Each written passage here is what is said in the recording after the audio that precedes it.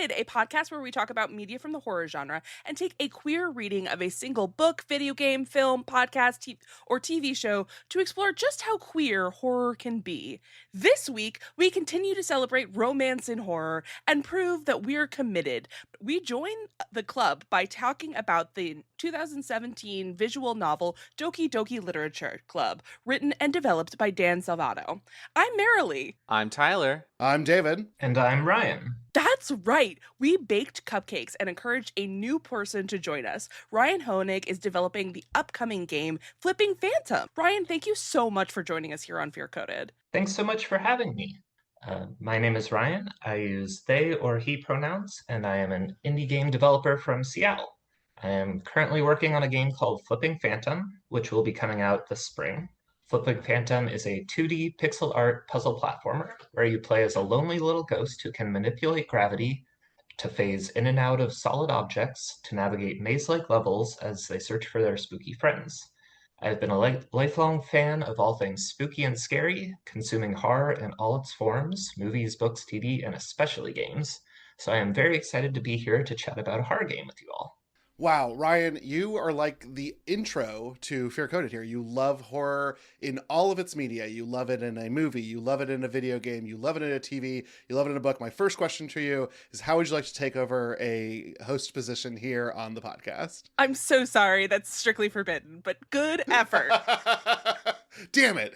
I'm still stuck here. No, Ryan, I was so delighted. You know, we have been connected for a little while on Blue Sky. I've been watching really zealously as Flipping Phantom has come together, and you've been so giving of sharing your dev journey with the world. And it's been so awesome watching new features roll out and looking at new ways in which this adorable little ghost is going to navigate both whimsical and a little bit haunting environments, which I think is a fun balance to get to. How did you get started as a game developer? Yeah, I've kind of been a lifelong gamer, and I started making games as a kid with this tool called Game Maker. Yeah. And that kind of led me on my journey into programming. And I went to school for computer science and worked in the software industry for 10 years, but wasn't really getting the artistic fulfillment I wanted out of it. So kind of quit the tech industry and have struck out on my own to make games. That's really cool. And will Flipping Phantom be your first game? It'll be my first commercially released game. Yes. Okay. So there's some fun stuff in the drafts folder, but nothing that like is right for the world. Yes. Yeah. That makes sense. I'm really excited about Flipping Phantom. I think it looks so cute. It was really fun and interesting to play. Like the mechanic where you use gravity is very different. It totally makes sense for a ghost, but I've never played anything quite like it before. Thanks. Yeah, I definitely took some inspiration from platformers like VVVVV that use gravity mechanics, but tried to put my own twist on it. Nice. That's awesome. Ryan, is there any like particular media that has inspired you when you were coming up with Flipping Phantom? Anything that really was like a major inspiration? Because like Flipping Phantom is so cute and it has like a very nice aesthetic style to it. It definitely reminds me of Halloween so much, but was there any particular media that inspired you when you were coming up with this? I'm not sure if there is one piece of media in particular, but I do like really like cute spooky aesthetics. I grew up on like Nightmare Before Christmas and a lot of Tim Burton and the Leica stop motion films. So all of those might be kind of in there somewhere. Definitely. Yeah. It's, you know, we're all saying cute, but I do want to let everyone know that one of the enemy characters is 3 feet that are all joined together right in the middle. So, like, listen, Marilee hasn't yet gotten me to play Resident Evil, but that feels a little more Resident Evil-y than, like, this is the cutest thing ever. Don't get me wrong. The ghost is the cutest thing ever. Period. End of story. But triple foot monster creature thing does give me a little bit of the Wiggins when I see them on a level. Yeah, I think I'm going for a little kind of Lovecraftian existential horror with the enemies. You got it. Mm-hmm. And hey, the background, almost a whisper of the Space Casino from Balatro. Just a whisper, not quite the Space Casino aesthetic, but I was watching it and I was like, this kind of got a Balatro vibe, and I'm into it. What a compliment. Yeah, I do love Balatro, and I don't think my aesthetic is nearly as polished as theirs. Oh, we also love Balatro, Ryan. Available on the Patreon, a bonus episode where we talk about Balatro on our horror podcast for an hour. Nice. While a video of me playing Balatro is available for you to watch. David's so good at Balatro. I was honestly in awe watching it. I was like, man, I really gotta step my pussy up because like I'm not hitting combos like this. Oh. I am so thrilled for later this year when Flipping Phantom comes available, Ryan. And I am so thrilled that we had a video game on the books for you to come in and talk about. So thank you so much for joining us. Thanks again for having me. Yeah, and thank you all so much to all the bats in our belfry for being a part of our amazing community by supporting our fear-coded Patreon. Thank you to Will, Knight of Cups, Blake, Puckish Rogue, Tyler, Ryan, John, Doug, Jacob, Alyssa, and Maureen. Now, before we get in and adjust the system files to impact the virtual world, I want to check in with my co-hosts and our guest to see how things are going for them. In the landscape of horrors that our real world has to offer, what's making y'all scared or what is making you feel prepared? Ryan, as our guest, let's start with you. I guess I am feeling a little scared about the upcoming release of my game and Yeah. Yeah. That makes getting sense. everything polished and prepared for it to be out in the world. It probably doesn't help that immediately before I pushed the record button, I looked Ryan directly in the eyes and I said, when is this game coming out? And that was probably aggressive. That was probably aggressive on my part, but I really want to play the whole thing. So you have a rabid fan base, even if it's just an N of one. Here I am, rabid. Oh, thank you. It's probably not helping the scared feeling. No, David, stop. Well, I won't stop. Marilee and I are also very excited to play this game in full release. So the N is 3, but Yeah, you know, that Okay, is so just there in you case go. that helps There you go. diffuse some of the fear. No, I probably amplify. But it's got to be so exciting at the same time, right? Like you're saying this is your first commercially available game. Is there anything like I know it's scary to like actually get across the finish line, but is there anything exciting about it that you are really looking forward to? Yeah, I am just really excited to watch people play it and see whether they grasp the puzzles I've created. Seeing when the aha moment clicks in someone while they're solving a puzzle is something I really enjoy. Well, Ryan, that's really great news because I was your person for that. I don't really play puzzle platformers at all, so when David told me about this game and I downloaded the demo, I was just like, I'm excited to play this. It's really cute, and I'm really looking forward to an indie developer, especially a queer indie developer's game. And then I start playing, and I'm just like, oh my god, I'm too stupid to play this. But then as I was No, going, save I had those aha moments, and it was so satisfying to have that happen. Like I think it was stage 3 of the demo when you really start to play around with the gravity a little bit more. I like kind of got frustrated with myself for that, but then when I realized what it was that was the intention to like solve the puzzle, I was just like, oh my god, this is so brilliant. So like kudos to you. I think you are definitely nailing that energy so far. So I'm really excited. So again, I get being scared, but I think like definitely the excitement and the positive experiences that your players are going to have is going to make that fear go away. I now desperately just want to lock Tyler in a room and make him play Baba Is You. I think I'd sell tickets to it. It'd be incredible. Listen, future Patreon event. Let's go. Yeah, that's a Live- Patreon live event. stream. It's Baba Is You. Tyler loses his mind over the next 12 hours. It starts off so like cool and chill and then becomes so logically difficult so quickly that it is one of my like favorite weird puzzle games. I'm not Ryan, this is not my scared or prepared, but I will say I have not played Blueprints for like this exact reason. Oh, Ryan and I just both died. Blueprints, my love, my perfect little game, my stupid Blorbo. I couldn't stop playing it. I got the platinum trophy and immediately was like, I could play more Blueprints. I know that I've done everything I need to do. I could play this some more. You're a treasure. I'm so lucky that Blueprints is not on a console that I have available to me because I know I would go so insane so fast. Oh. I put like 150 hours into Blueprints, easily my favorite game of last year. Oh, it was just, wasn't it? So there's a little bit of puzzle solving, but at a certain point in time, it just becomes like, I just want to build a little house. This is like a first person Sims. I'm not against this. This is fine. All right. Well, Tyler, it's not your scared or prepared talking about all these video games, but are you feeling this week scared or prepared? I am feeling prepared. Okay. And I will tell you why. That is the whole point of the segment, so please do. I was thinking about keeping it to myself, actually. No, this time I will share. I am feeling prepared because I did the thing that I did not expect I would need to do because I always profess about how much I love cold weather. I bought a space heater. Yes. I bought my own. Yes. I bought our personal space heater. It is this little pod that looks like it was 3D printed by some guy in his garage, but it works. It beeps. If it tips over, it automatically turns off. And I have been very paranoid about making sure it is off whenever I'm leaving the room for an extended period of time because I do not want to have a really embarrassing house fire.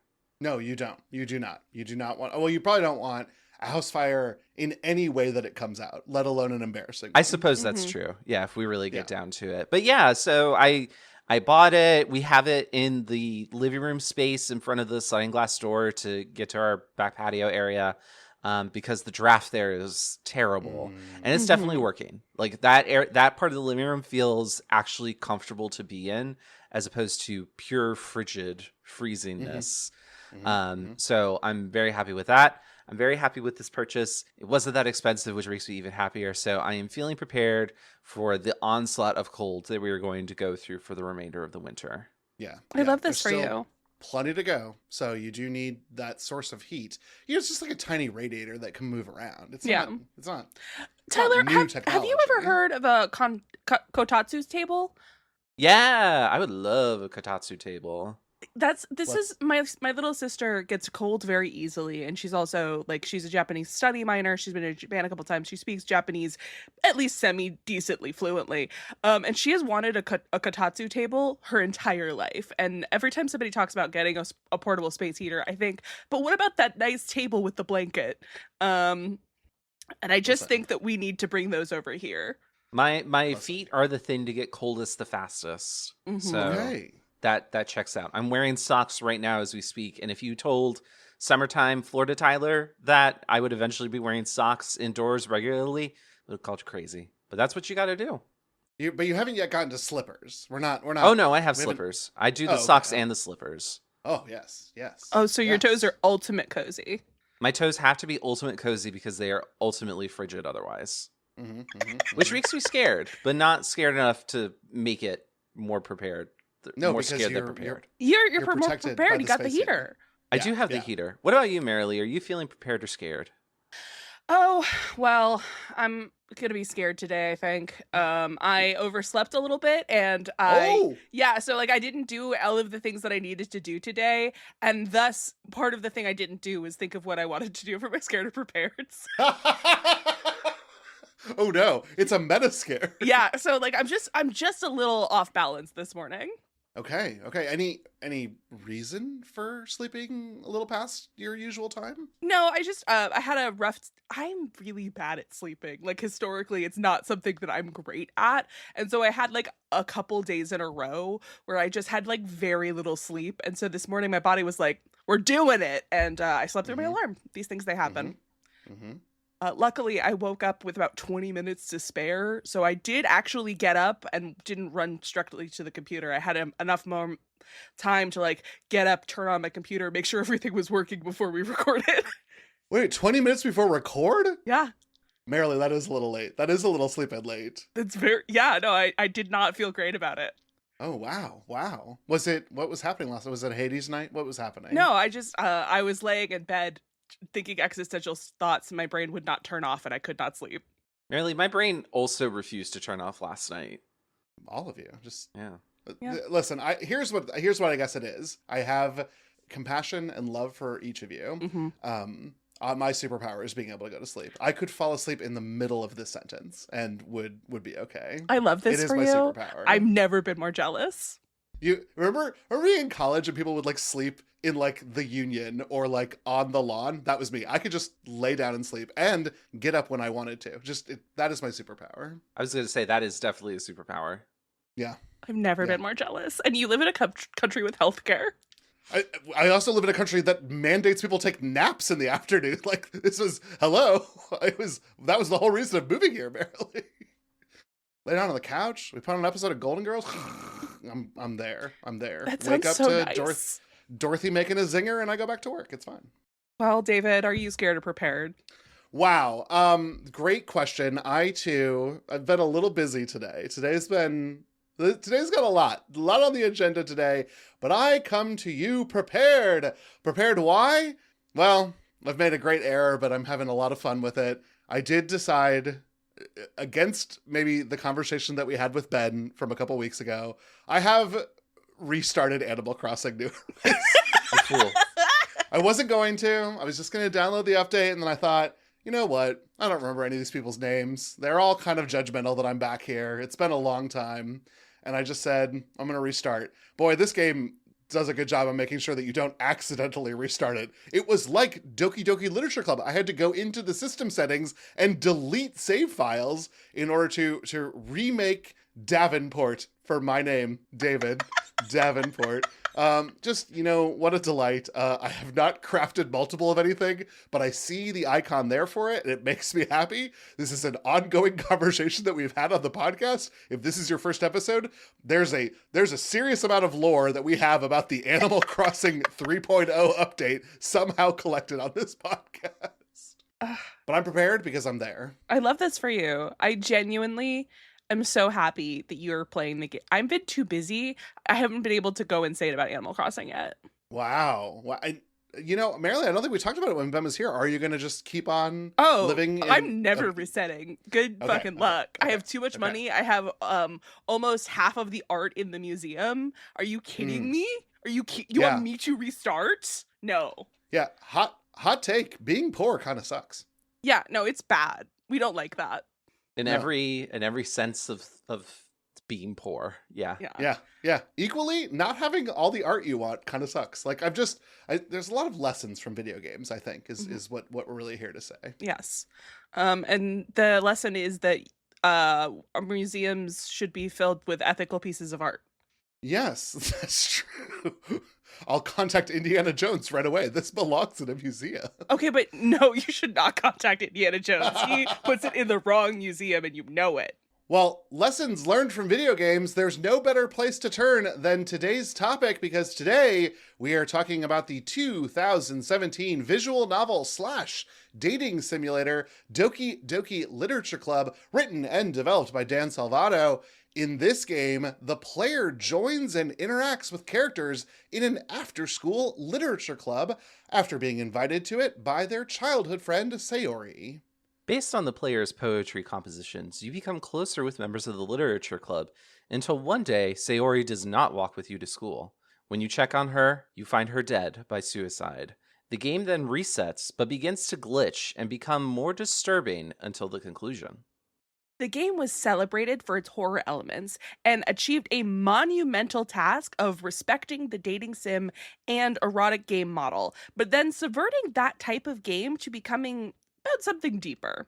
So what's everyone's experience with Doki Doki Literature Club? Ryan, as our guest, we got to start with you again. So this is a game I've been hearing about for years, often mentioned in the company of other subversive or expectation-breaking games like Pony Island or Frog Fractions.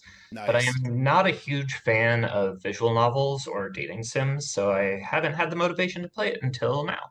That's right. Yes. Again, I wanted Ryan to come on the podcast, and I was like, what's the next game we have? And I was like, well, Doki Doki Literature Club.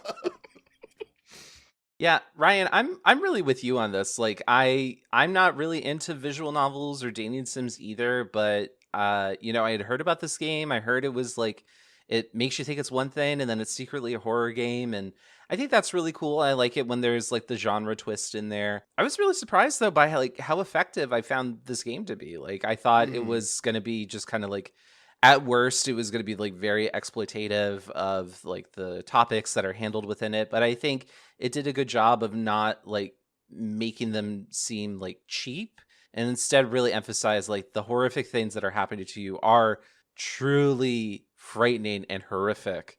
And so I really appreciated that. And the game really ended up working for me as a result. Yeah. Not fans of visual novels on this podcast? To that, I only say, objection! I'm a huge fan of visual novels. I love them. They are amazing. I never really think about them as games, per se. In fact, player interaction in this game, pretty limited, and we will talk about that. This is pretty linear experience. Mm-hmm.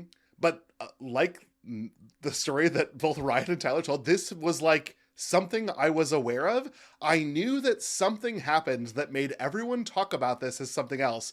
But boy howdy, I loaded this up, saw the graphics, and a window pop up that said, all of the characters are at least age 18. And I was like, what are we doing here?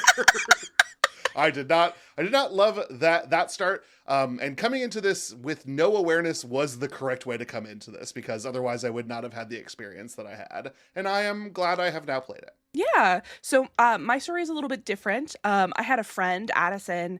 She streamed it in 2017 when it first came out, like within the first Cool. week or so. Wow. So yeah, no, I walked into the whole experience very fresh, and what a game to experience with no expectation or anything, especially because she hadn't, I don't believe that her podcast was up then.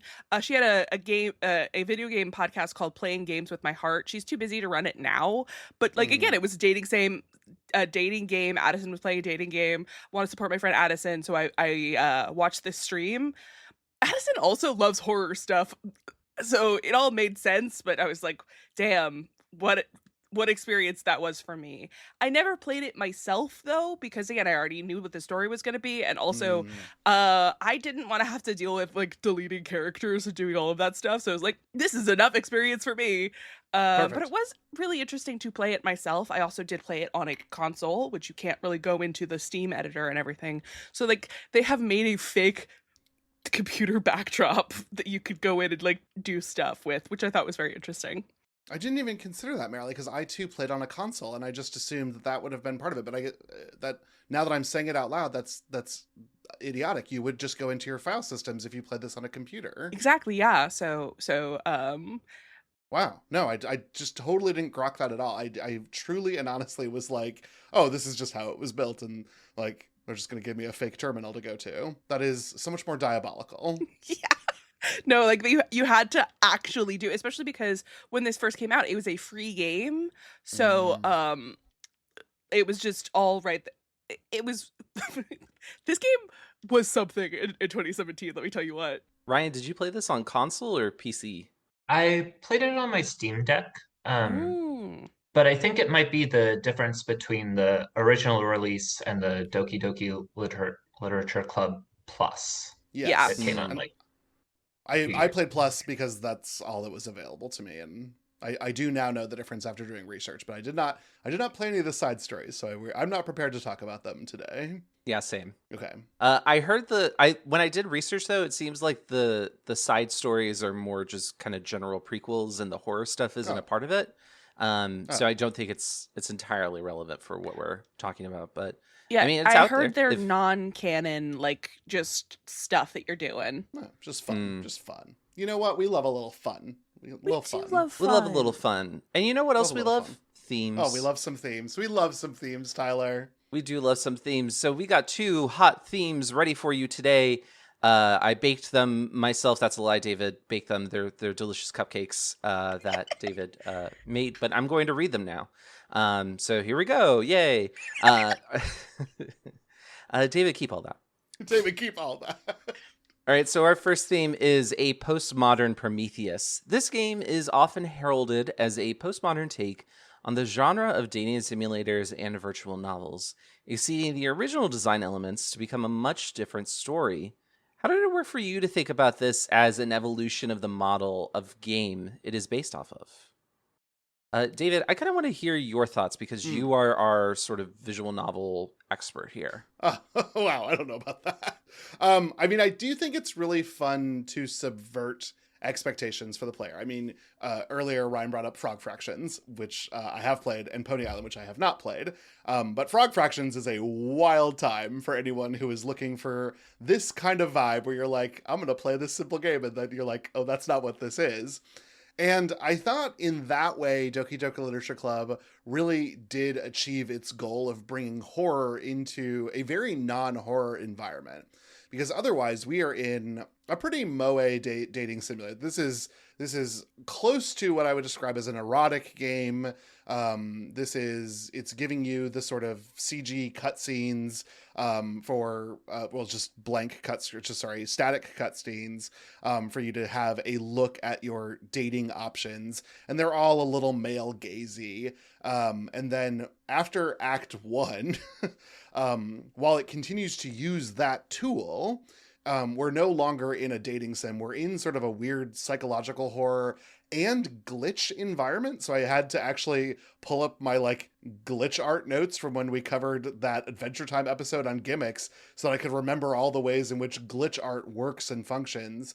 Broadly, this is using glitch as an aesthetic rather than an actual function. Though I will note, it looks like from the conversation that we will have later, some of us experienced glitches in playing the game that were not by design, which is kind of fun. But I don't know. The evolution thing worked. I get why people talk about this. It also, I don't know. This is the game that is associated with Salvato. There is not this was not a developer who went on to do hundreds and thousands of other projects. He continues to be active in the community. He participates in the subreddit as recently as a couple months ago. And there's a massive fan community about this game and its characters. That seems to be both about the actual gameplay, which is the subversion, and then about a whole nother world in which the characters are just normal and happy and fun. And that seems to be where the plus content also lives. What about you, Ryan? Because you're also, you're a dev. So do you have thoughts on subverting expectations? One of the things that I'm taking game dev classes, and they're like, don't subvert, just learn. You can subvert later. Don't subvert now. You have to learn how to make the wheel, and later you can make the wheel a triangle, but not first. So I do think the kind of end of Act 1 moment where it turns from a dating sim into more of a horror game was pretty powerful. But playing up until that point, I found it a little bit of a repetitive experience. And that might just be my unfamiliarity with the genre.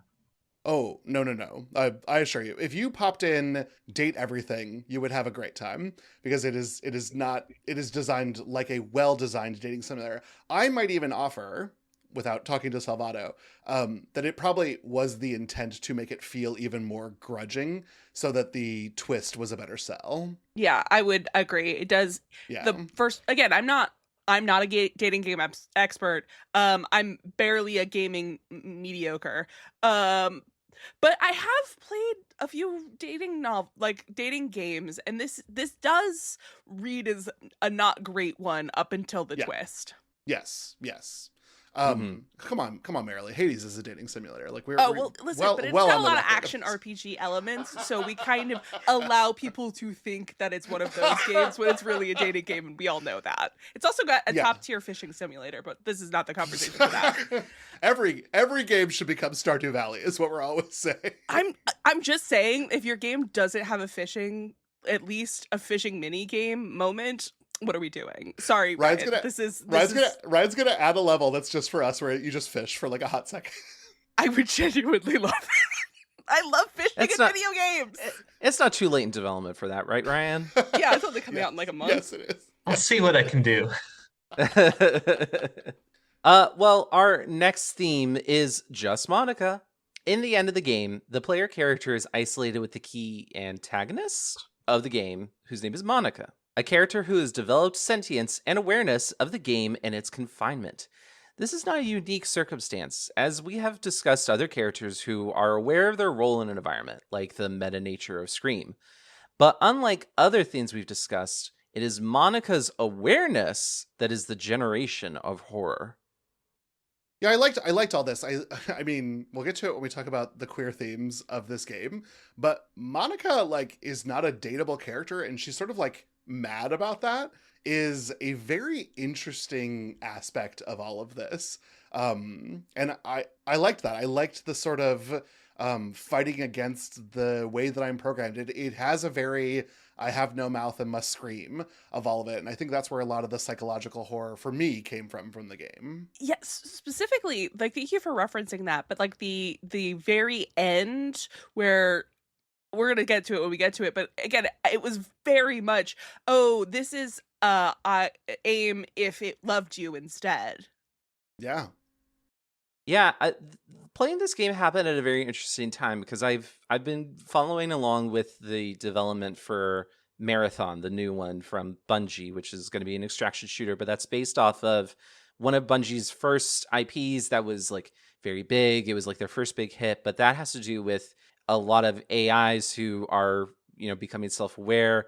In game universe, they're called going rampant, and it has a lot to do with, it goes beyond just like shoot the aliens and stop the crazy evil AI. And instead it starts to become more about like myth making and what is it to be a hero and time travel and time loops and like a lot of like weirdly like philosophical ideas that I wouldn't have expected in kind of like a retro Doom sort of game. And so this was very interestingly timed because then we also have Monika, who is aware of the fact that she's a video game character and she's in a video game, but she's trying to push against the confines of it. And so to also bring in I Have No Mouth and I Must Scream, where you have an AI who is completely free of the confines of everything because it is essentially a god. I think it's kind of neat to see how we think of AI and just sort of computer sentience and intelligence in these sort of like horror environments. And I think this is the first one that I actually feel some degree of like real sympathy towards. Just because Monika, like, I don't want to get too deep into the spoilers already, but she is both very terrifying and really sympathetic. And I'm really excited for our discussion about queerness because I think that definitely has a factor as well. But I think that's her being who she is and being self-aware is what really elevates this game beyond just being like, oh, this is a visual novel and now it's a horror game. It's like Winnie the Pooh movies that are scary now. It's cute, so we made it scary. It really goes beyond that. And I think it's really substantial. And I think Monika as a character is very interesting in that regard because she is both kind of complex in that she has like a degree of emotions and she has character development over the course of the game, but she also has kind of simplistic, very video gamey motivations, kind of the same way that, Durandal in the Marathon games was like a video game character. Like he's going to dispense quests and fill the player in on lore that they need to know so they can complete the game. But they're also talking about like, well, if I'm this super intelligent AI similar to AIM from I Have No Mouth and I Must Scream, what is it that I have to fear? Death. And there's a lot of that in this game too. So it's been an interesting week for me.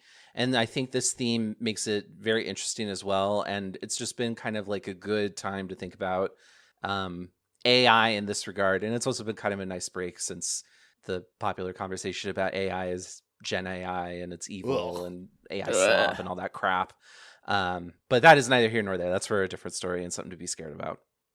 Well, then it is time for us to move on to the two questions that we ask of every media that we consider for the podcast. The first of which is evaluating its place in the horror genre. Was Doki Literature Club horror? Were you scared while playing this? Does this belong in a conversation about broader horror in our world? Like many times, this conversation is a little reductive because yeah, it does. Marilee just writes absolutely in her notes. Just absolutely. Again, I cannot overstate in 2017 when we didn't know, this was like a bomb went off when like the twist reveal happens because nobody knew what to expect and it was wild. I'm just imagining trying to play this on stream nowadays, though, and getting to that sequence, and it's just like, all right, everyone, there's an ad. No one look at the screen. I can't get demonetized by Twitch. Oh Um, no. Ryan, since you're kind of coming from like an actual creator standpoint with this game because you are creating the game, how do you think the horror in this game worked? Like, what worked about it for you? I do think anytime you have like a big shift in tone, that does create a really good sense of dread and tension. Mm. And so I Hmm. definitely think it is a horror game, and its use of like glitch horror aesthetics with encoded characters or images, repeated dialogue sequences, erasing save files, and like the acknowledgement of the artificiality of the game's world all work together to create this kind of uncanny sense of dread and horror. Yeah, is there anything more scary than seeing unreadable characters on the screen? Not like player like unreadable text on the screen. Like the absolutely Cthulhian text that gets dropped onto you in Act 2 of this game is wild, and sometimes you can go into the journal to look back at the history of what is read and read what it was in English, which is a really diabolical thing to include. I didn't know that you could do that. Well, you know what? We're gonna put a point up for Tyler because Tyler was nodding sagely.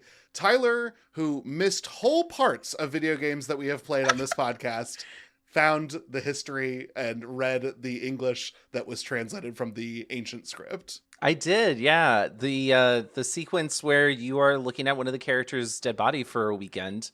You can go into the history and read everything that the gibberish spits out, and it's really fucking scary. It's pretty fucked up. It's pretty fucked up, barely. Yeah, yeah. Yeah, It Well, never you even might have to occurred play to it me that you again. could do that. I think maybe because like the way that my history would like seeing somebody else play it and then going through, Right. I never even thought to fucking look at that shit. Well, I think stuff like that is really cool too because it feels very creepypasta-esque. Hmm. Like, I think this game, more than just about any other like relatively popular video game that I could think of, nailed creepypasta in a way that nothing else has done. Yeah. That's so real.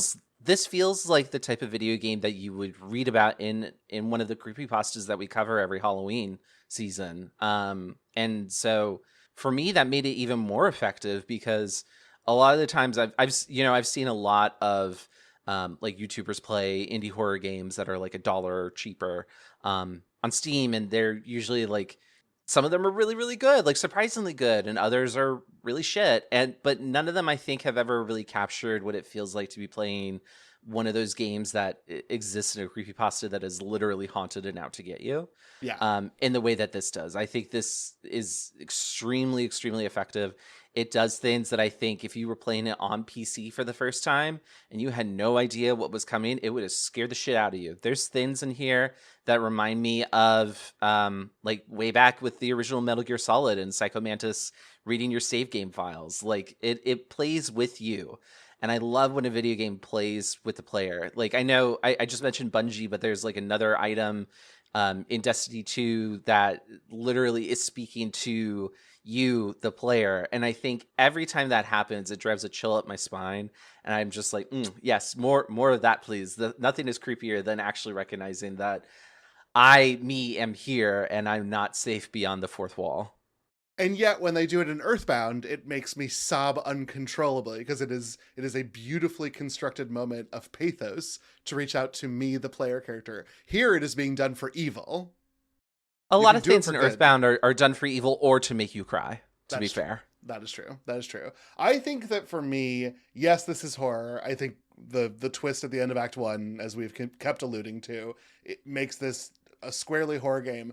But I think in particular, there's something psychologically horrifying about going from some of these really, really terrifying images on your screen back into the title card where they're like playing happy music, and that is a big shift, and that big shift I think is important for keeping the player's mind on edge, which seems to be the developer's goal of like you're never going to be comfortable. Yeah. Oh, really well said. But listen, yada yada yada horror. To be on Fear Coded podcast, you have to be more than just scary. You have to be queer. So let's discuss this game within the concepts of queer theory. Like, can we find queerness in this game? It's textually pretty heterosexual, or is it? Ryan, what did you think about this one? So I struggled a bit with finding the queerness to begin with. But maybe I was just expecting a more subversive dating game to have more queer subtext than it did. Mm-hmm. Right? Right right from the start, since you're given the option to input the player character's name, I Mm-hmm. was on the lookout for what pronouns other characters would use to refer to them. So I was a bit disappointed when they started using he or him right away, as it Mm-hmm. was kind of a missed opportunity to just use the name you inputted and be pronoun agnostic. Mm-hmm. Yeah. Well, and I think I know that not everyone here is like a massive dating sim person, but like today dating sims don't come without a pronoun generation unless they are truly erotic games that are marketed to one type of demographic, which is Mm-hmm. typically men. I have lauded Date Everything, and I will continue to laud Date Everything. I think it is probably the best dating simulator that exists, not just because you can date a very hunky table, but you can date a very hunky table. He is very hunky. And his name is Abel, Tyler. Abel the Table. Mm, You would love him. I bet. You would also love cosplayers of Abel, so just maybe flag that for later. Oh, But I will say, like, that game has pronouns and they are integrated into the system. And Ryan is absolutely right. You can also just write the dialogue to not refer to pronouns. You can just we do it all the time. It is actually one of the better ways to teach language so that you're not so committed with narrowing who your audience is. But what I loved is that during Act 3, Monica breaks the fourth wall and is like, I don't even care what gender you are. I just need to love someone. And that was kind of like, it was interesting that it was called attention to there in the final twist of the knife. But like Ryan, I was like, oh my God, the male gaze on this is terrible. I hate this. And I identify as a man. I hated my character being a default man. I was like, ugh, gross. Get out of here. Yeah, no, I think that the dating game landscape has changed a lot since 2017 when this came out, because I remember I was not surprised to be when my friend was playing it originally, that it was like a kid, a boy that doing boy things. But when I was playing it this time, I was like offended that I was like, oh, I'm not a teenage boy. Come on. I know, right? It's so gross. I don't want to be a teenage boy. I did that once. I don't want to do it again. I kind of liked that, like, in hindsight, I do kind of like that they did that, though, because it adds to sort of the mediocrity of the visual novel romance sim kind of Mm-hmm. aspect to it, where it is just like, yeah, he's basically a neat. Like, he's only interested in anime and manga. He doesn't want to join clubs. He just wants to focus on anime and manga. His cute girl neighbor that he's known forever, and she's just like, ugh, she's so annoying. And then you end up falling in love with her. That feels so like tropey and cliche, and so in that sense, I kind of admire them doing it that way. But I think I at the same time, I was still annoyed where it was just like, damn, I can't even be like a little queer. I know what I guess now in hindsight, I see what you're trying to do, but damn, I'm sick of being a boy by default, especially in Yeah. a dating sim.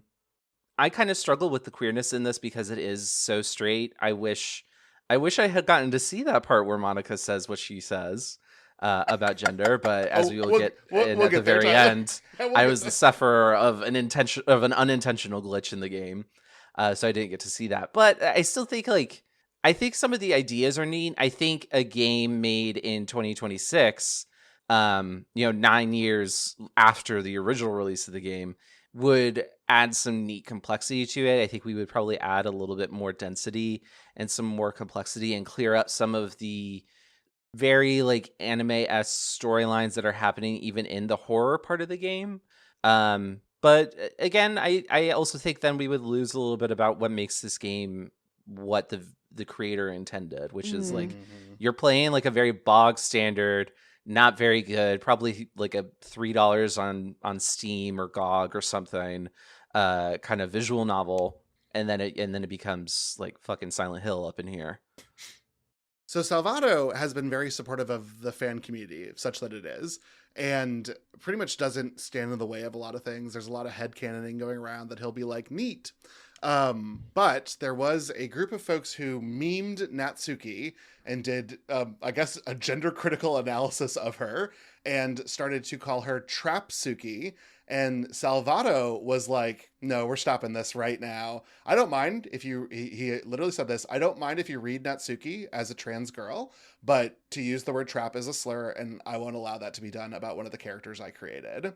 And for someone who otherwise I couldn't like find a lot of queer information about, having the language to say this is a slur and I will not allow you to do this to one of my characters is pretty key, either ally or queer behavior. Dan Salvato, I couldn't find any more information about you. So That's so based, though. That's incredible. I had no idea.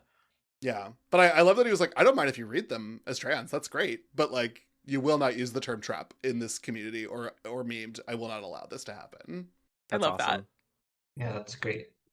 And I think you have to want it, but like, where else can I want this but this podcast? I think that maybe this game is a compelling critique of heteronormativity, because I think that, like you all have talked about, this bog standard, this like, this is your life. You are a mid-white guy and you are pursued by all these women and you are stuck in this.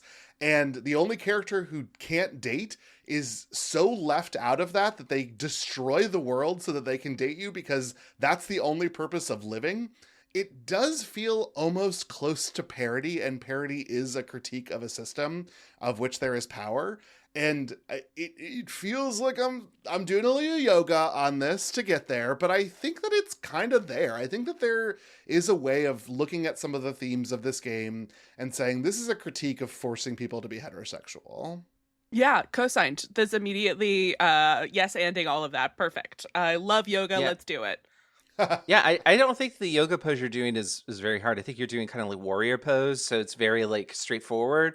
I don't think you're having to stretch too much with that. I think that's pretty fair. I don't think it's I don't know, because I can't read Salvato's mind, but we'll do Death of the Author here. I think it is very much a critique of typical heteronormativity, especially kind of wish fulfillment heteronormativity by the boys that are frequently satirized whenever there is satirization of visual novels, and like just girl obsessed boys and just kind of like loner loser types that think that they're so great and they have to have like a whole harem of beautiful women fawning over you.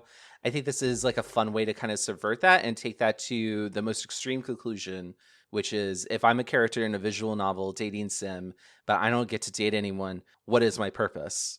And I think, yeah, like that's kind of psychological horror, and I think you could go insane from that if you became self-aware. Yeah. I would love Persona 6 to have a character who doesn't get a social link with you to just lose their minds, like in the second act of the game, to be like, how dare you not assign me a tarot card? Like, I have just as much to contribute as everyone else. Pay attention to me. I should No play. one here plays Persona. Well, it's fine. Sorry. Listen, let me get my younger sister on the phone. She loves Persona, and you I guys was gonna can make chat. I was gonna make like a game length joke, like, oh, in the next 200 hours of the game, you're gonna have this character slowly melt down. Well, that would be about what it would take to get to Act 2 of a Persona game, Tyler. You're not wrong. Jesus Christ. Yeah, if gaming time ye do not have Persona, maybe do not lathe onto your console. This is all staying in. This is all staying in. Bad joke and all. That's a threat. Ryan, can we date anyone in your game? Unfortunately, no. Well, that will not stop the subreddit of Flipping Phantom from drawing cute little images of the Phantom dating maybe individuals. I think probably the jack-o'-lanterns are an easy bet, because you always have to try and like grab the jack-o'-lantern. That's right. Yeah, very. Princess Peach and Mario started in a similar way. Princess Peach, Prince Pumpkin, you know? Ooh. Unless you don't want to gender them, Ryan, I'm all for abolishing gender in And the game where you abolishing play a cute little monarchy. sheep Come ghost. on. Citizen Pumpkin. Yeah, that too. Citizen Pumpkin. Well, Be a kitty cat that you could pet, though. Oh, whoa, very my gosh, important. Can you petthedog.com, talk to Ryan, make sure that this game is featured on the front page when we're ready to go. Love is in the air, but then again, so is this ad. If you want to enjoy an ad-free listening experience, you can join the Fear Coded Patreon at patreon.com/fearcodedpodcast. For as little as $1 a month, you get access to early and ad-free episodes on your very own podcast feed, and extra bonus content begins at $3 a month. We aren't canceling the Valentine's Day dance, but if you would like to skip ads just like this one, you can join the Fear Coded Patreon at patreon.com/fearcodedpodcast and support queer artists for as little as $1 a month. Well, then, are we ready to jump into the 2017 video game Doki Doki Literature Club? Let's go. Let's do it. The game begins with the player's neighbor and best friend, Sayori, encouraging you to join the Literature Club, for which she is a member and vice president. You agree and meet the other members of the club, Natsuki, Yuri, and the club's president, Monika. At the end of each day, the player is tasked to write poetry by selecting one word out of a set of 10 over 20 rounds. This is the primary gameplay element, as each word relates to the affections of one member of the Literature Club. Based on your poem, the player will then have an interaction with either Sayori, Natsuki, or Yuri for each day the club meets in advance of the upcoming cultural festival. Let's start with the beginning. Let's just start at the beginning. Yeah, let's start at the very beginning. Good place to start. I, too, could be convinced to do things for cupcakes, and I think that's a compelling... Everyone sort of has a love of cupcakes. They're good, especially if they have like cat-shaped decorations. I would join a club for if there was cupcakes A there and B a promise of a future cupcake. Agreed. I did not understand the poetry to be the dating mechanic, but if I had known that, I would have picked words for Natsuki particularly. But that is not explained until after you sort of have done your first poem. Mm-hmm. And then I was locked in. And you were locked in on... Well, I was just picking words that I thought were poetic, because I thought that was the nature of the game. Mm-hmm. And it gave me a relationship with Yuri, and then I was like, well, I am nothing if not loyal. I'm going to be Yuri for life on this one. Because then when I understood the mechanics, I was like, I will keep picking Yuri words, because now I feel like I've made a decision, and I want to go as far as I can go. Cute. Ryan, what about you? How did the poetry mechanic work for you?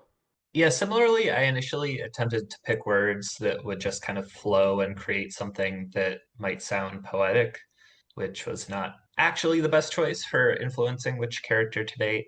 But once I understood that that was the mechanic, I actually tried to spread it around and pick words for a different character each time, just to see Nice. if that changed what the interactions would be like.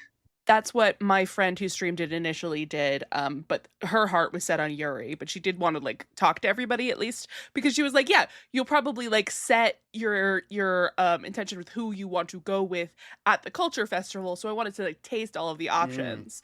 Again, knowing this was happening when I came into the game, I picked Sayori because I will be honest, when I do play dating games, I do think my best friend option is one of my favorite tropes, so I thought that would be rewarding for me. Yeah, I found myself trying to date Yuri at first, but then I started picking Sayori words, which were typically like emotive and dark, kind of similar to Yuri's, which I think is really neat foreshadowing for Sayori's actual mental health reveal that we get at the end of Act 1. It's really funny that we all kind of accidentally and then intentionally dated Yuri, because as I was playing and picking the Yuri stuff, I was like, man, everyone's gonna pick Yuri. I know my co-hosts. They're gonna pick Yuri. I should have picked Natsuki, and I did not. I did want Natsuki to be my girlfriend because of the cupcakes. The cupcakes are good. But Yeah. as I was playing with Yuri, I was like, God, this is a Merrily girl. Is Yuri a Merrily girl? Am I right on this? I mean, yeah, she's great. Okay, I do like her, okay. but I wanted to, again, like Sayori, I love the childhood best friend romance. The best I think friend, that's so yeah. fun. So yes, if I had to rank them, it would be Sayori then Yuri. And so the girls are all kind of tropey, right? Yes. Yuri is your sort of goth girl. Mhm. Natsuki is the super cute young one. And she's sporty. And she's sporty, that's right. And then She's a little bit yandere too. Yes, Like yes. like a little back and forth, hot and cold.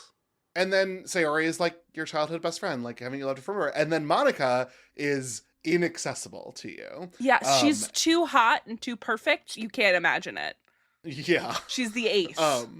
And that okay, these are things that appear in what I would describe as the more like hacky versions of visual novels.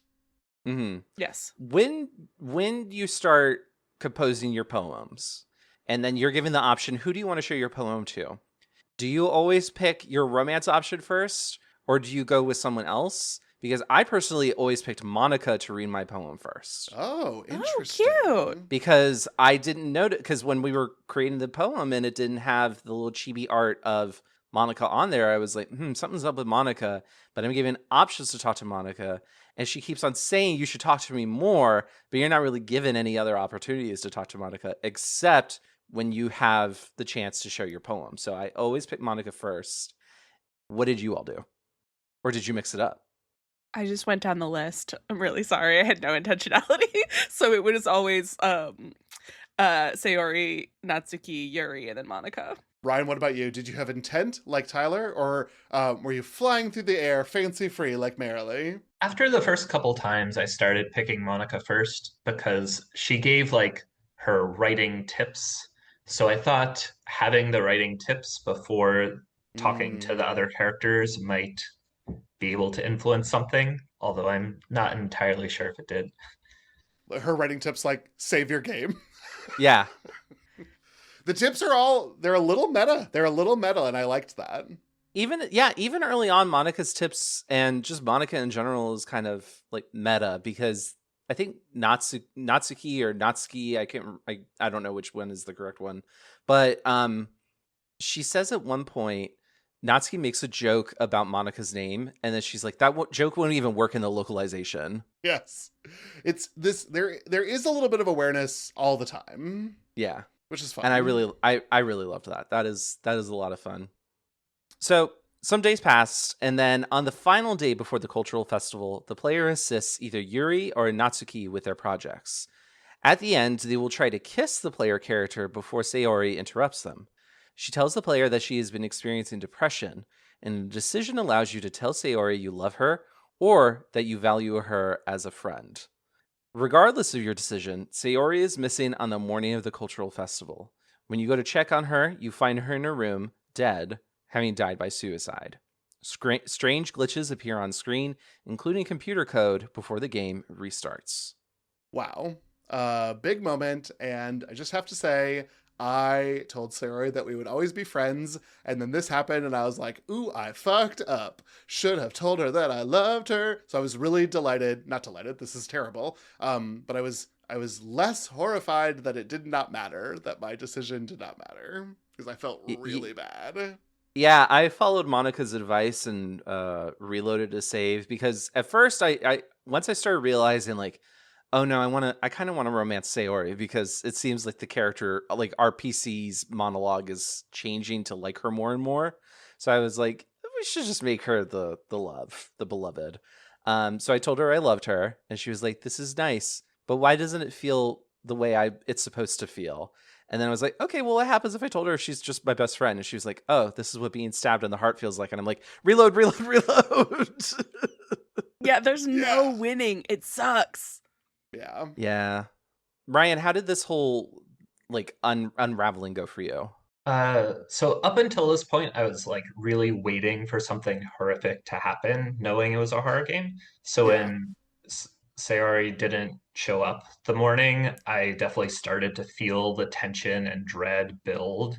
And then finally seeing her dead body hanging, and the way the sound design worked and how it kind of like flashed the screen, that was like a real moment of using the gaming medium to induce horror. Right. I love that you mentioned it's specifically the gaming medium that is doing that, because there are like, I mentioned Silent Hill. David mentioned that Marilee is a huge Resident Evil fan. All of these games really play with the horror because horrific things are happening to you, but you're safe because it's within the game. It's not the game itself freaking out and trying to scare you. I remember the original like Eternal Darkness Sanity's Requiem would do that, and that was something that even when I was like 11 or 12 and I didn't have a GameCube, that was the reason I wanted to get a GameCube, because I thought that mechanic sounded so cool. And when I saw my neighbor playing it, I was just like oh, my world changed. Like, I didn't know that you could do that with a video game. And so to have this happen is so cool, and it feels so unique, especially because it's just done so well. The glitches are so well executed. Yeah. Yeah. Again, it was like a bomb went off. It was so shocking when the first time I experienced this. Yeah. Yeah. I like what you're all talking about, because the glitch almost felt good to see, because at first it's all being taken very seriously, and I could interpret some of the discoloration to just like a way to communicate to the player that you are freaking out about what you're seeing, Right. as the player character. And the glitching then made me go from horror on the screen to horror of what is happening here? What is reality? Which, we've been celebrating all year long, frankly. Marilee and Tyler have made just a year of celebrating what is life, because we've been doing this since Black Swan. What is life? What is life? I don't know. Is this podcast deep. real? Yeah. Is it real? I don't even... We're getting deep this season. Yeah. Just all season long. 3 years in, and you got to start dealing with existentialism. Don't Yeah. worry, season 7 will have a wedding. Great. Season 4 will have a beach episode. Oh, I would love a beach episode. Genuinely, that sounds fun. 2 of you, we can't buy enough sunscreen. No, it will be a beach at night. As fitting on a horror podcast. Well, so the game starts again, and with the absence of the Sayori character, which no one remarks upon, which was very shocking again, like just so weird that this is going on. And instead, it is Monika who introduces the player characters to the literature club. Events proceed nearly the same as before with the group preparing for the culture festival, but there are moments where the dialogue is illegible and the character sprites are erratic. When the player is prompted to choose which of the projects you will assist with, every option becomes Monika. Upon selecting that, Yuri flies into a jealous rage and confesses her love for the player character. Whether or not you accept this admission, Yuri takes out a kitchen knife and stabs herself repeatedly. The player must sit through broken script or illegible dialogue while watching Yuri's body decompose over several days. Monika appears and apologizes for the boring weekend before deleting Yuri and Natsuki's character files. Insane. Insane. What is happening? And all the while, you're still doing poetry every night, except there's no Sayori. If you choose Sayori words, her little sprite will like kind of pop up at the bottom, but otherwise the sprite's not there. It just keeps adding to the horror. Yeah. Yeah, the sequence took some trial and error for me. I tried to romance Yuri again, and the game really kind of goes out of its way to make Yuri seem like the stereotypical or like tropey, like psycho girlfriend, big quotation marks around, kind of like a Fatal Attraction sort of thing, or like other anime have done similar things, and other manga have done similar things, because that's just a trope that exists in these Yandere media. Yeah, the yandere, or so I guess Natsuki would be more of like the tsundere, because she's so hot and cold. Yandere is the crazy one. So I kind of had like a feeling that Yuri was going to stab herself eventually. They did a lot of foreshadowing about how much she loves knives. But like the game really goes out of its way to kind of ramp up that tension that she's going to try and like Monika makes her go crazy and try to kill you, the player. But instead she, stabs herself. And I think that the storytelling of that is effective in terms of like building up tension.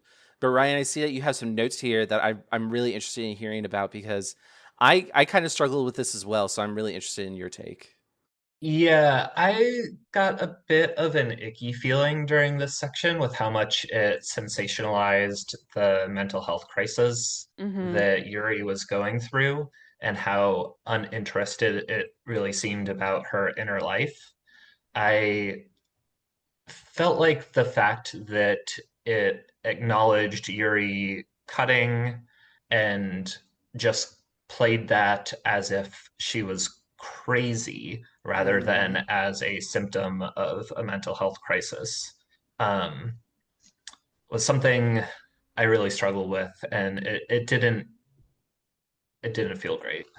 I think Mhm. I think my critique of it would be that it feels like it's trying to do this as parody, but what it ends up delivering is like an unfinished manuscript. And Mm-hmm. that feels more harmful.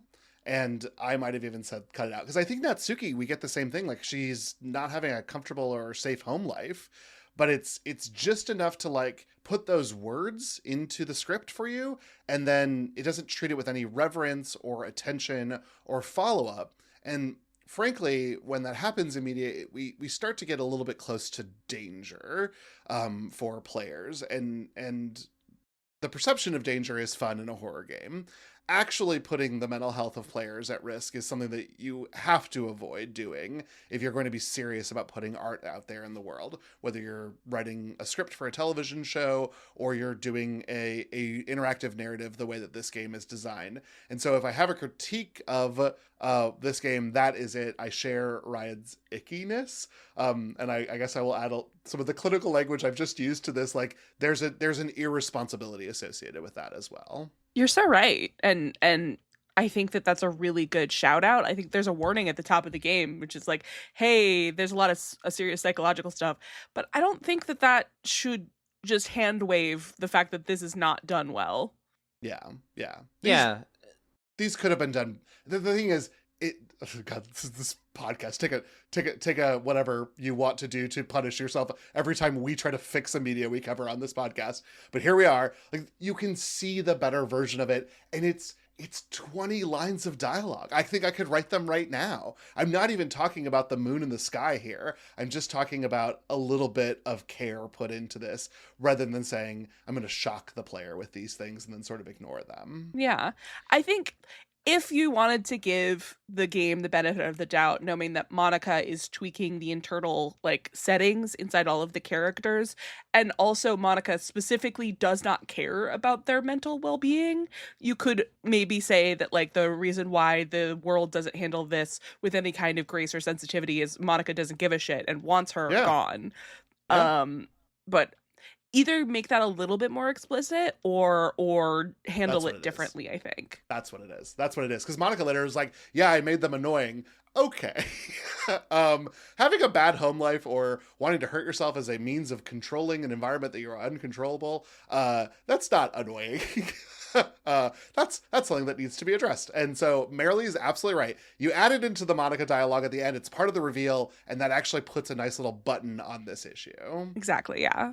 But the issue is buttonless, I say. Which is a shame because there are many buttons into this game and we could have just used one more fashion button right there. Yeah, yeah. But listen, there's horror in this sequence. There's a pretty horrific thing that happens. Yeah, can we talk about it? Can we talk about the dead body in the room? Because damn. Yeah, yeah. There is an achievement. Listen, sorry, there are achievements in this game. There is an achievement for not using the skip function and just looking through all of the nonsense dialogue. I have not achieved that because I was like, oh, we gotta prepare for a podcast. Like, I can't be doing this. That's insane. Yeah, I genuinely did not think that was the case because boy, was I pressing the X button a lot for a long time. And I just figured like, well, it's just going to randomly generate shit for me. And if I try and like load a save or quit or something like that, the color on the screen changes. So I must be doing something, but otherwise I just have to fucking continue going through this. So I did not realize there was an achievement. And I eventually, David, I just reached the same point that you did where it was like, okay, I got a podcast, I got to record, I got to finish this thing up. So thank God for the skip function. But when you go into the history, that's when you can read some of the creepy shit that Monika has written out. That is being Examples, repeated please? in that gibberish. Oh, just like welcome to Doki Doki Literature Club. I'm the president of the Literature Club. I started it. My name is Monika. I'm so happy that you're here, and now you're going to be here forever. Stuff like that. Yeah, you're never going to want to leave. Stuff like that. It's pretty intense, and then it repeats over and as the other dialogue does. It's very like The Shining, all work and no play. Got it. Yeah. So I don't think it's going to be as substantial as Tyler's is later, but this is where I had an actual glitch that I thought was a bit, but was not intentional, and other PlayStation players have experienced it. This is the end of the weekend when Natsuki comes back, and then Monika is there, and Monika's like, oops, sorry this happened. I'll get you out of this. And then the game would stop and restart with Natsuki entering, seeing the body, throwing up, and then Monika coming in and being like, oops, you're stuck here. I guess I will fix this by deleting characters. And I was like, oh, I'm stuck here, so this is just going to repeat over and over and over again. And it got to the point that I was like, maybe I'm supposed to quit the game and redo this. So I like closed the game from the PlayStation menu and restarted, and it was fixed. And so I thought that that was just something that I had to do as a player. And when I was doing research for this, it was like, oh, this is like a known bug for players on the PlayStation version where it gets stuck in this little loop here at the end. And the way to fix it is to close the game. That's Wow. wild.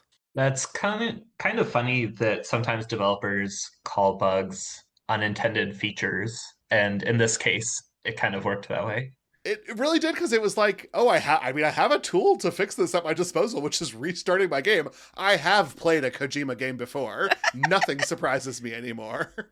Well, we played through PT. Well, we didn't play through. We watched through PT for this month's bonus episode. Like, I know your games developers. I know your sneakiness. But then learning later that I sort of like played myself is even like more outrage. It's really fun though. Yeah.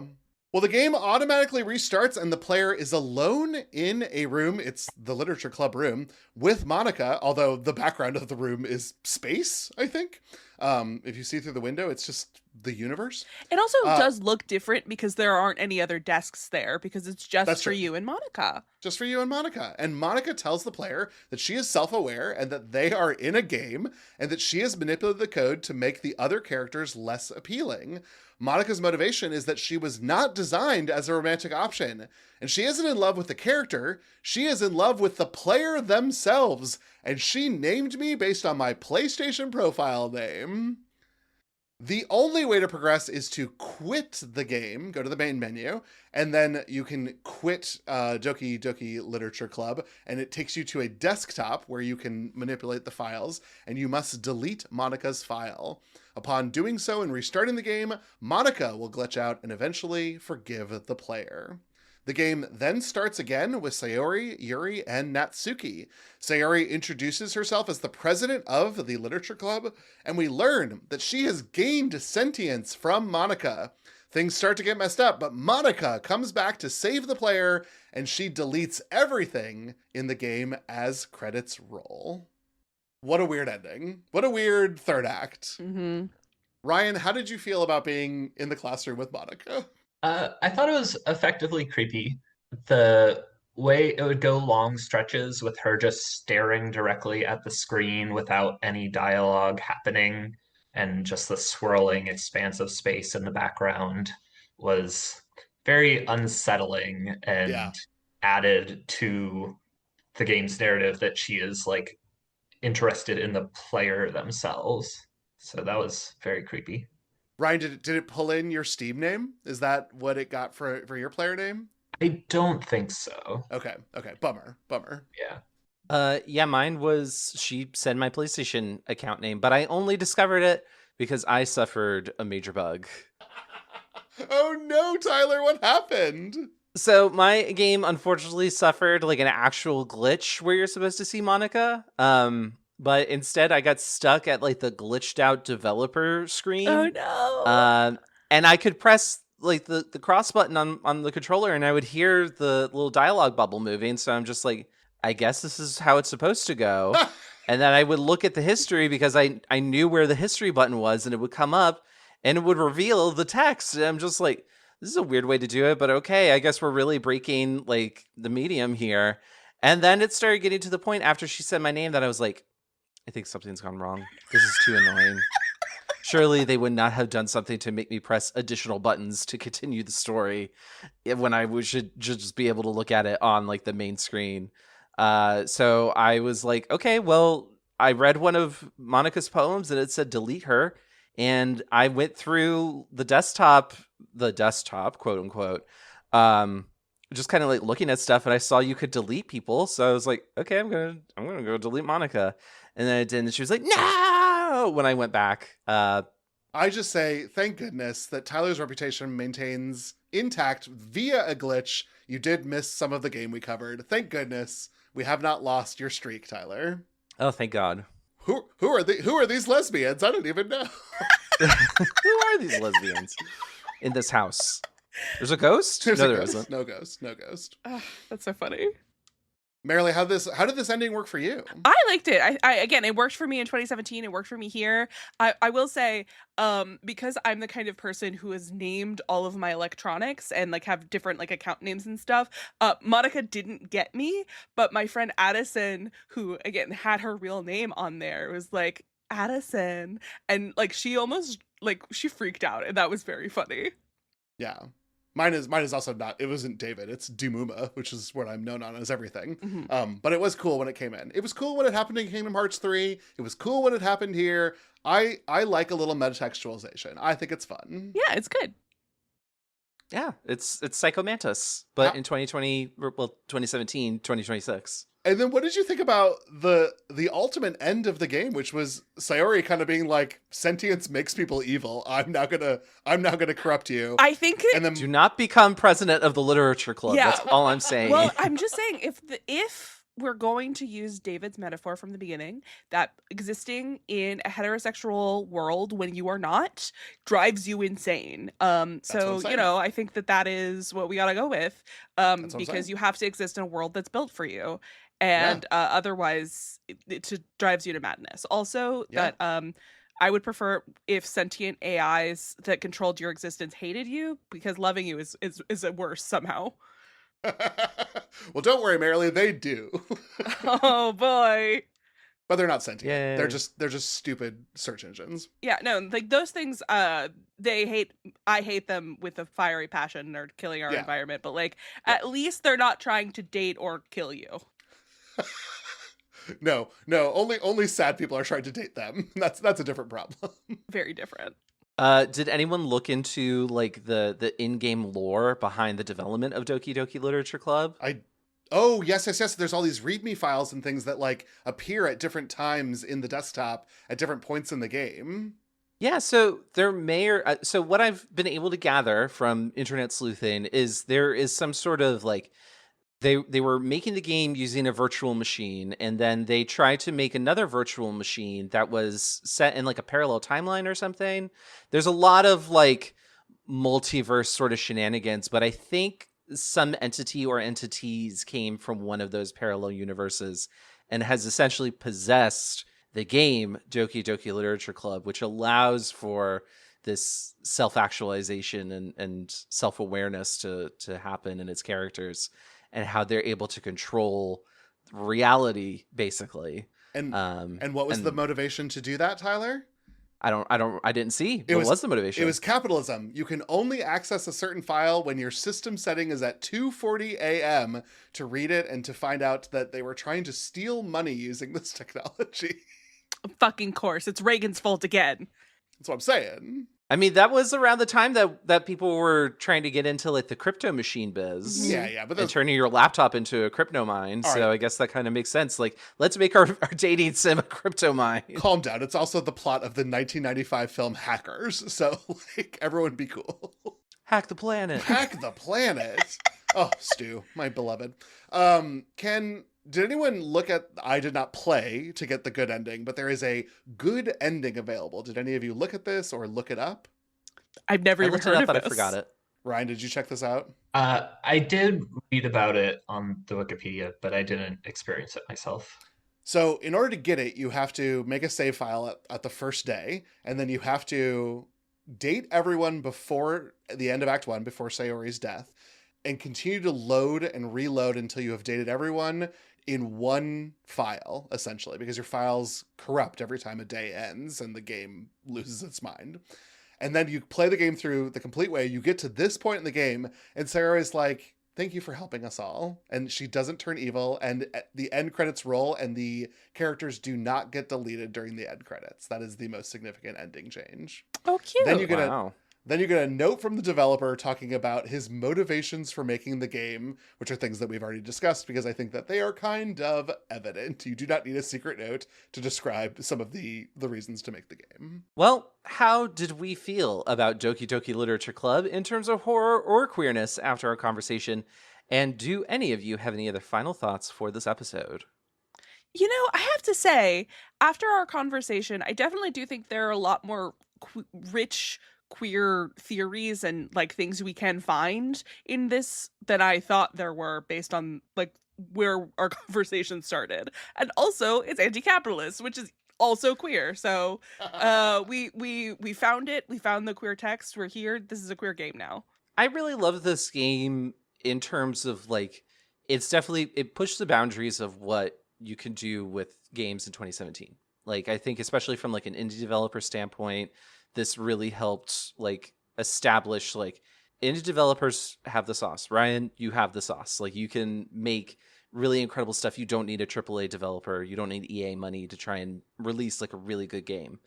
I would love to see a spiritual successor to this game, where we have developed new ways of creating visual novels and dating sims. We've taken into account a lot of the lessons that we have learned as a society since 2017, especially around like mental health, because I think like Ryan's point has really stuck with me. And it was one of the issues that I had playing this game where it was like, oh man, this is really cool. Ooh, this part that seems like it should be satirical feels like it's played a little bit too straight, and that's harmful to the female characters in this game, as characters. And so I would love to see something done that's like a little bit more beyond that, and is more, I would say, maybe like emotionally mature, in that regard, and just more empathetic as a whole.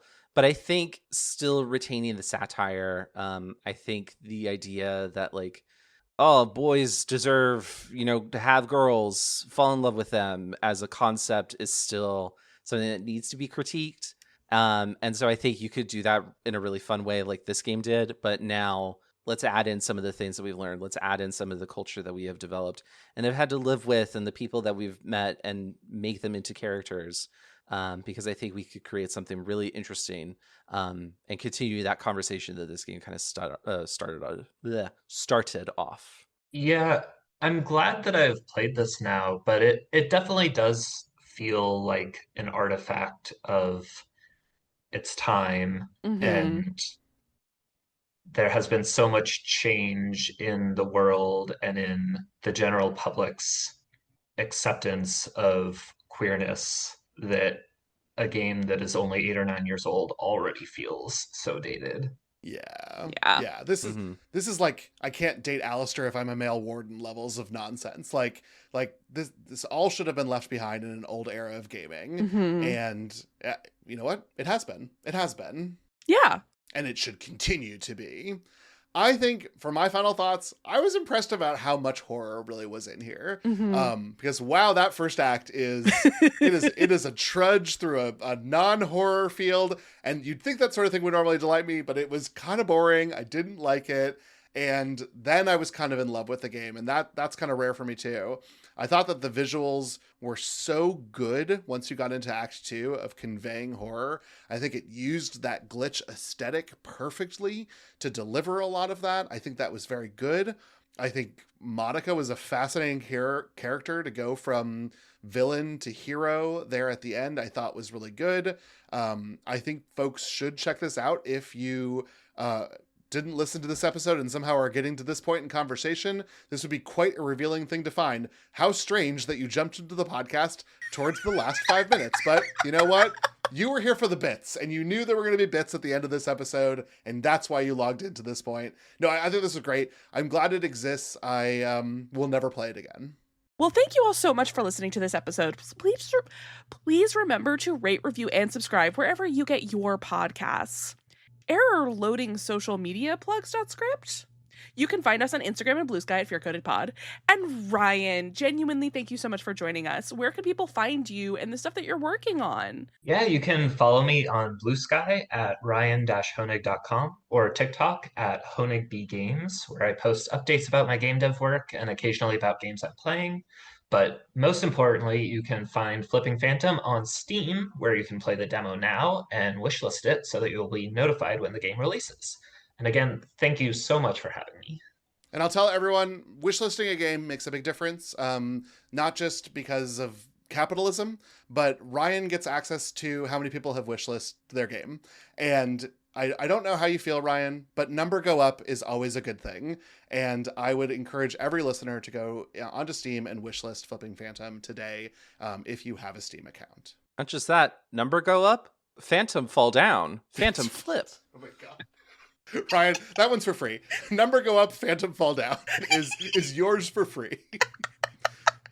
Well, if you would like to support this podcast, you can join the Bats in our Belfry by subscribing to our Patreon at patreon.com/fearcodedpodcast. You can show your appreciation at one of 3 levels. Ad-free episodes are available at $1, and bonus content starts at the $3 level. I teased it earlier, but Marilee and Tyler made me watch the playable trailer for Silent Hills, which is no longer available, and it was very scary, and we talked about it, so you should listen to that if you would like to. Or you should watch the thing, because it was very, very frightening. Do both. Do both. Do both. Fear Coded is a proud part of the Glitterjaw Queer Podcast Collective. If you'd like to listen to more queer media podcasts, check out the full roster of shows at glitterjaw.com. And join us next week as we continue celebrating love in the air for Halloween by forcing romance into a place where it frankly does not belong.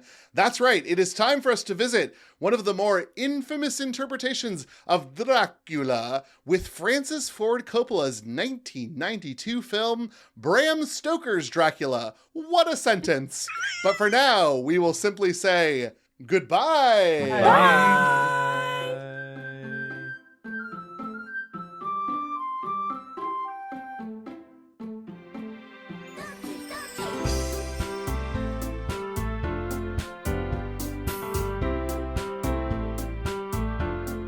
All right, well then, are we ready to jump into the plot beat by beat for the 2017 game Doki Doki God damn it!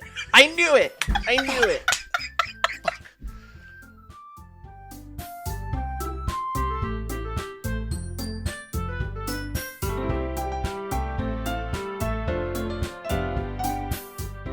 Well then, are we ready to dive into the plot beat by beat for the 2017 fuck.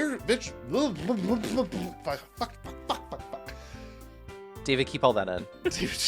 David, cut this out.